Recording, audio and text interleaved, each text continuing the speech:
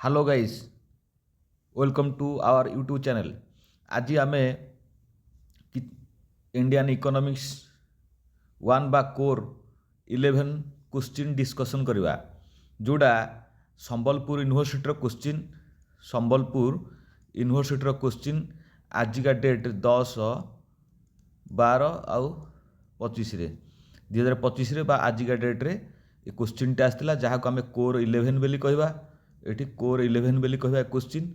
ए question आमर full mark 80 mark, किंतु आमर थार्ड ये जो आमर इलेक्टिव पिला अच्छा बा माइनर पिला एटा को माइनर पिला भी पढ़ी पारे पेपरटा को। आउ मेजर रे आमर मेजर पिला भी पढ़ी पारे जहाँ इकोनॉमिक्स ऑनर्स रो पिला से पढ़िबे ए पेपरटा को। इकोनॉमिक्स ऑनर्स रो पिला भी पढ़ी पारे पेपरटा को। ये पेपरटी हूँ ऑनर्स पिलांकर सेकेंड पेपर जहाँ फास्ट सेमिस्टर रे ए पेपरटी इंडियन इकोनॉमिक्स तांकर अच्छी बर्तमान एनईपी एनईपी एनईपी 2020 अनुसार न्यू पॉलिसी अनुसार ए पिलांकर मेजर पेपर अच्छी इकोनॉमिक्स ऑनर्स पिलांकर सेकेंड पेपर अच्छी फास्ट सेमिस्टर रे, किंतु एटा हूँ फिफ्थ सेमिस्टर क्वेश्चन पेपर। एटा हूँ फिफ्थ सेमिस्टर क्वेश्चन पेपर जहाँ आजिका डेट 2012 ये 10/12/2025 मसीह क्वेश्चनटा पड़ा आजिका डेट्रे पड़ा ये क्वेश्चनटी। ये क्वेश्चन एमसीक्यू तार अच्छी 12टी, किंतु आमर जिते देवे फास्ट सेमिस्टर पिला से 10टी क्वेश्चन आसो सर्ट टाइप 10टी आसो। ये क्वेश्चन तांकर ऑप्शन रहिबो, किंतु आंकर ऑप्शन नाही। द फास्ट क्वेश्चन देखिबा। The first question A question full mark अच्छी 80 मार्क देखिए पिले। ये क्वेश्चन फुल मार्क 80 अच्छी, किंतु एमानकर हम केते 100 मार्क एमानकर हम जो फास्ट सेमिस्टर पिलांकर बा मेजर ए माइनर इलेक्टिव पिलांकर हम 100 मार्क हम।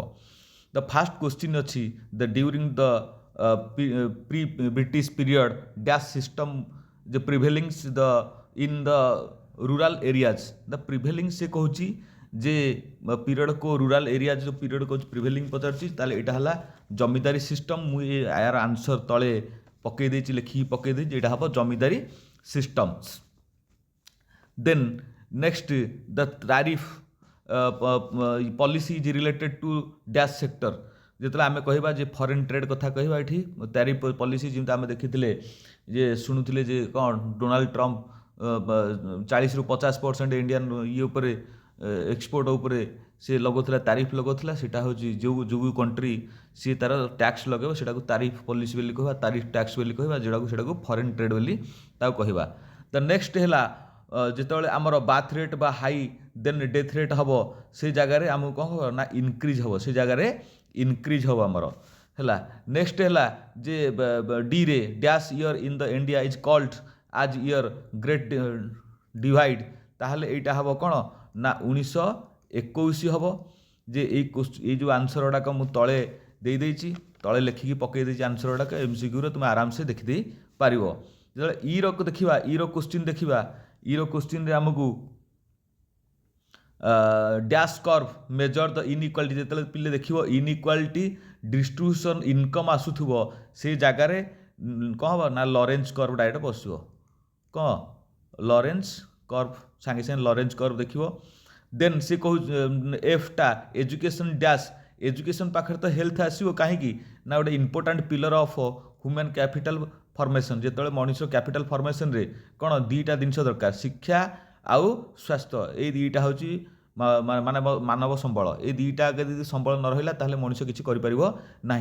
जिते गिनी कोफिशिएंट कथा कहवा ना गिनी कोफिशिएंट सब जीरो देखो तुम जो पीजी फिज एंट्रांस रे ये क्वेश्चन आसो गिनी कोफिशिएंट जीरो छाड़ दे सब लिखी दे कि जीरोटा छाड़ दे तुम साइंस जीरो लिख यहाँ परफेक्ट कथा आसो ना ये परफेक्ट इक्वालिटी इनकम आसो इक्वालिटी इनकम बा इक्वाल इनकम जहाँ कह परफेक्ट इक्वाल इनकम बोली कहवा। देन नेक्स्ट आम जो एज कथा कहवा CHO हाज सिलेक्टेड डैश ईयर ना डैश ईयर से सिलेक्टेड होता ये सिलेक्टेड ईयर टाक आम लिखा ना कौन 2011 आउ 12 2011 आउ 12 यहाँ टी पेंटाब्रे प्रोब्लेम हो 2011 आउ 12 2011-12 ବୋଲି ଆମେ ନେବା 2011-12 ଇୟର ତ ଲେଖା ହେଇଛି। Then dash sector is maximum contribution the saving in the India. କେଉଁ ସେକ୍ଟରଟା ମ୍ୟାକ୍ସିମମ୍ କଣ୍ଟ୍ରିବ୍ୟୁସନ୍ ଦିଏ ସର୍ଭିସରେ, ନିଶ୍ଚିତ ଆମେ ହାଉସ୍ ହୋଲ୍ଡ ସେକ୍ଟର କହିବା। ହାଉସ୍ ହୋଲ୍ଡ ସେକ୍ଟର ଇଏ ଦିଆହେଇଛି ଆନ୍ସର, ମୁଁ ଲେଖିଦେଇଛି ତଳେ, ତୁମକୁ କିଛି ଅସୁବିଧା ନାହିଁ। ଯଦି ପ୍ରିଣ୍ଟଆଉଟ୍ ଲେଖିବା ଟିକେ ପ୍ରୋବ୍ଲେମ୍ ହେଉଛି, ନୂଆ ପ୍ରିଣ୍ଟଆଉଟ୍ଟା ୟୁଜ୍ ହେଉଛି ତ ଟିକେ ପ୍ରୋବ୍ଲେମ୍ ହେଉଛି, ତାହେଲେ ଆଡ଼ଜଷ୍ଟ କରିବେ। ତଳେ ମୁଁ ଆନ୍ସର ଲେଖିଦେଇଛି, କିଛି ଅସୁବିଧା ନାହିଁ। ଯେତେବେଳେ ଆମେ MG ନରେଗା କଥା କହିବା, providing the list of day, ନିଶ୍ଚିତ କଥା ତାର ଗୋଟେ ମୂଳ ଲକ୍ଷ୍ୟ ଥିଲା କେତେ, 100 ଦିନର କାମ। କାହିଁକି, ଗୋଟେ ଲୋକ ଯଦି ଗୋଟେ ଶ୍ରମିକ କାମ ନ ପାଇବ ତାହେଲେ ସିଏ ବାହାରେ ଦାଦନ ଖଟିବ। ଯେତେବେଳେ ମନମୋହନ ସିଂ ଗଭର୍ଣ୍ଣମେଣ୍ଟ ଥିଲା, ମନମୋହନ ସିଂ ଗଭର୍ଣ୍ଣମେଣ୍ଟ ଚିନ୍ତା କଲା ଯେ ଗରିବ ସେତେବେଳେ ହଟାଇ ହେବ ନା ଯେତେବେଳେ ଲୋକଙ୍କୁ କାମ ଦିଆଯିବ। ଲୋକଙ୍କୁ ଫ୍ରି ଦିଆହେଲେ ଗରିବ ହଟିବନି, ଲୋକଙ୍କୁ ଫ୍ରି ଦିଆଗଲେ ଲୋକ କ'ଣ ହେଲେ ନା କୁଢ଼ିଆ ହେଇଯିବେ, କିନ୍ତୁ ଲୋକଙ୍କୁ କାମ ଦରକାର, ଲୋକଙ୍କୁ ଏମ୍ପ୍ଲୟମେଣ୍ଟ ଦରକାର। ସିଏ କ'ଣ କରିଥିଲେ, ଯେ MG ନରେଗା କରି ଗୋଟେ 100 ଦିନର କାମ ଦେଇଥିଲେ, ଯାହାକୁ ଏମ୍ପ୍ଲୟମେଣ୍ଟ, ୱେଜ୍ ଏମ୍ପ୍ଲୟମେଣ୍ଟ ବୋଲି କୁହାଗଲା। ଦ ଲାଷ୍ଟ କେରେ ହେଉଛି the planning commission has set off, ନା ପ୍ଲାନିଂ କମିଶନ ଇଣ୍ଡିଆରେ କେବେ ସେଟଅପ୍ ହୋଇଥିଲା, ନିଶ୍ଚିତ ସେଟଅପ୍ ହୋଇଥିଲା 1950ରେ ହେଇଥିଲା ସେଟଅପ୍। ପ୍ଲାନିଂ କମିଶନଟା 1950ରେ ସେଟଅପ୍ ହେଇଥିଲା ପିଲେ। ଦେନ୍ ତାପରେ ପ୍ଲାନିଂ କମିଶନ ଚାଲିଲା, ଫାର୍ଷ୍ଟ 5 ଇୟର ପ୍ଲାନ୍, ତାପରେ ସେକେଣ୍ଡ 5 ଇୟର ପ୍ଲାନ୍ ଏମିତି ଚାଲିଲା। In the dash year the planning commission was renames, the renames ଯେଉଁ ହେଲା ନୀତି ଆୟୋଗ ଗୋଟେ ରିନେମ୍ ହେଲା। ସେ ରିନେମ୍ଟା ହେଲା କେବେ ହେଲା ନା ଆମର ଯେତେବେଳେ ଆସିଲେ ମୋଦି ଗଭର୍ଣ୍ଣମେଣ୍ଟ ଯେତେବେଳେ ଆସିଲେ 2014 ମସିହାରେ ଆସିଲେ, ସେ କ'ଣ କଲେ 12th 5 ଇୟର ପ୍ଲାନ୍ଟାକୁ ଭାଙ୍ଗିଦେଲେ। ଭାଙ୍ଗି ଦେଇକି ସେ କ'ଣ କଲେ, ଗୋଟେ ନୀତି ଆୟୋଗ କରିଦେଲେ। ସେଇଟା 2015 ମସିହାରେ ନୀତି ଆୟୋଗ, ଜାନୁଆରୀ 1, 2015 ମସିହାରେ ନୀତି ଆୟୋଗ କରିଦେଲେ। ନୀତି ଆୟୋଗର ତାର ରହିଲା କ'ଣ, ମେନ୍ ମୁଖ୍ୟ ରହିଲା ତାର ଯେଉଁ କି ପଏଣ୍ଟ ରହିଲା, ତାର ବିଭିନ୍ନ ପ୍ରକାର କି ପଏଣ୍ଟ ରଖିଲେ ନୀତି ଆୟୋଗର। ତା ଭିତରେ ଆମେ ଗୋଟେ ଯୋଡ଼େ କି ପଏଣ୍ଟ ଦେଖିବା। ମେନ୍ କି ପଏଣ୍ଟ ହେଉଛି ଗଭର୍ଣ୍ଣମେଣ୍ଟର କ'ଣ, ଥିଙ୍କ ଆଣ୍ଡ ଟ୍ୟାଙ୍କ ବୋଲି ତାକୁ କହିବା। ଥିଙ୍କ ଆଉ ଟ୍ୟାଙ୍କ, ଏଇଟା ପିଲେ ପରୀକ୍ଷାରେ ଆସିବ, ଏଇଟା ପିଲେ ପରୀକ୍ଷାରେ ଆସିବ, ପ୍ରାୟ ଆସିବ ପରୀକ୍ଷାରେ। ଯେତେବେଳେ PG ଏଣ୍ଟ୍ରାନ୍ସ ଦେବ ବା ଯେକୌଣସି ଗଭର୍ଣ୍ଣମେଣ୍ଟ ଏଣ୍ଟ୍ରାନ୍ସ ଦେବ, ଏଇଟା ଆସିବ, ଥିଙ୍କ ଆଣ୍ଡ ଟ୍ୟାଙ୍କ ଆସିବ। ତାପରେ ଏକୁ କି ବଡ଼ି ବୋଲି କହିବା, ୟାକୁ ଆଡ଼ଭାଇଜର ବଡ଼ି ବୋଲି କହିବା, ଆକୁ ଆଡ଼ଭାଇଜର ବଡ଼ି ବୋଲି କହିବା। ଏସବୁ କଥା ଆସିବ। ଦେନ୍ ତାକୁ ଅଟଳ ଇନୋଭେସନ୍ ମିଶନ, ଆକୁ ଗୋଟେ ଅଟଳ ଇନୋଭେସନ୍ ମିଶନ ବୋଲି କହିବା, ଯାହାକୁ ଆମେ ଏମ୍ ବୋଲି କହିବା। ୟାର ମୁଖ୍ୟ ଲକ୍ଷ୍ୟ ହେଲା ଏମ୍। ଆମକୁ ଗୋଟେ ନୂଆ ଇନୋଭେସନର କଥା, ଅଟଳ ଇନୋଭେସନ କଥା ଆସିବ।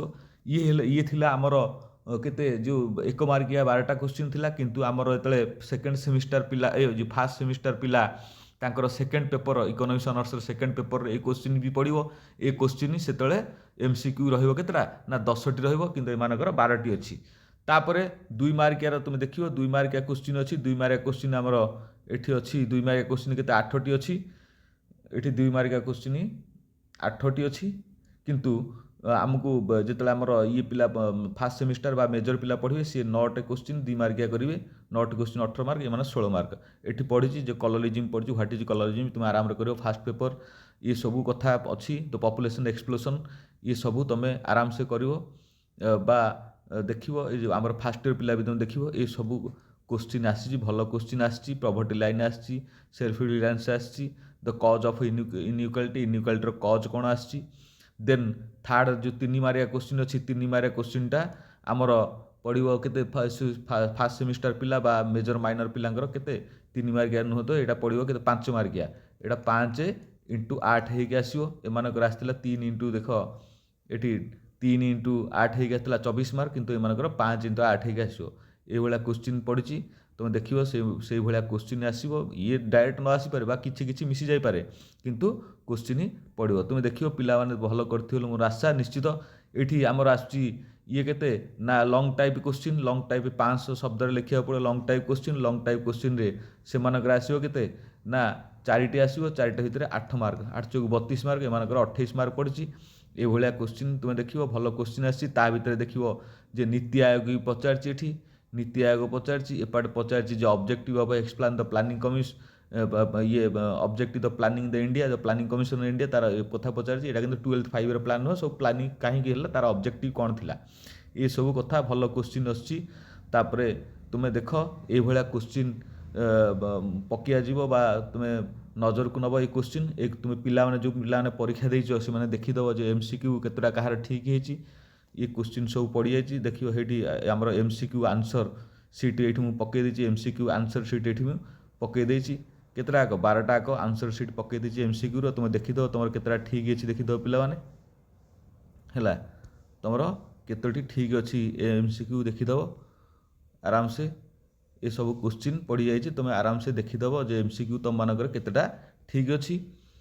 ଆଉ ଭିଡ଼ିଓକୁ ଟିକେ ଲାଇକ୍ କର, ସେୟାର କର, ଆଉ ଯଦି ପାରୁଛ ନୂଆ ପିଲା କିଏ ଅଛ ତାହେଲେ ସବସ୍କ୍ରାଇବ୍ କର। ଏଇଥିପାଇଁ କର ଯେତେବେଳେ ତୁମେ PG କିମ୍ବା BED ଏଣ୍ଟ୍ରାନ୍ସରେ ବସିବ ମୁଁ ତାର ରିଜନିଂ ଆଉ ମ୍ୟାଥମେଟିକ୍ସ ପଢ଼େଇବି, ଆଉ ଇକୋନୋମିକ୍ସର ତାର ସର୍ଟ ଟାଇପ୍ କୋଶ୍ଚିନ୍ ଗୁଡ଼ାକ କେମିତି ପରୀକ୍ଷାରେ PG ଏଣ୍ଟ୍ରାନ୍ସରେ ଆସିବ ସେଗୁଡ଼ାକ ବି ଡିସ୍କସନ୍ କରିଦେବା। ତୁମକୁ ଏ ଭିଡ଼ିଓ ଦେଖିଲେ ତୁମକୁ ସହାୟତା ନିଶ୍ଚିତ ହେବ। ତୁମେ ନିଶ୍ଚିତ ଆଗକୁ ହାୟର ଏଜୁକେସନ୍ କରିବ, ହାୟର ଏଜୁକେସନ୍ କଲେ ଗୋଟେ ଭଲ ଜବ୍ଟେ ପାଇବ। ଏତିକି କହିକି ମୁଁ ରହୁଛି।